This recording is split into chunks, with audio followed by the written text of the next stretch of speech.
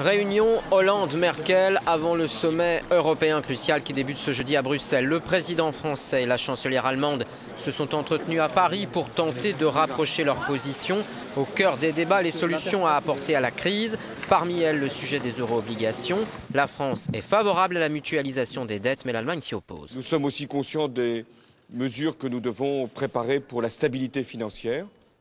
Et nous voulons, l'un comme l'autre, approfondir l'union économique, monétaire et demain politique pour arriver à une intégration et à une solidarité.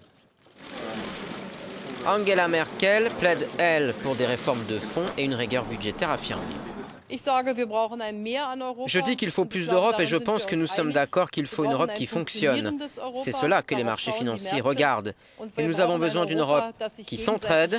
C'est dans cet esprit que nous travaillons.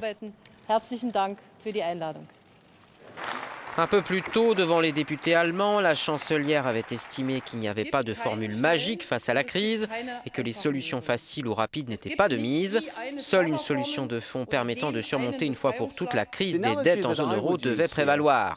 Selon cet analyste, on pourrait faire cette analogie entre permettre à quelqu'un d'utiliser votre carte de crédit et lui permettre d'utiliser votre carte prépayée pour dépenser. Je pense que ce que Mme Merkel veut éviter à tout prix, c'est de donner les bonnes notes de l'Allemagne en matière de crédit à un autre pays pour qu'il s'en serve. Le sommet de Bruxelles qui aura lieu ce jeudi et vendredi survient au moment où la contagion de la crise s'accélère avec l'Espagne et Chypre qui viennent de demander l'aide de la zone euro, l'Italie étant elle soumise à une très forte pression.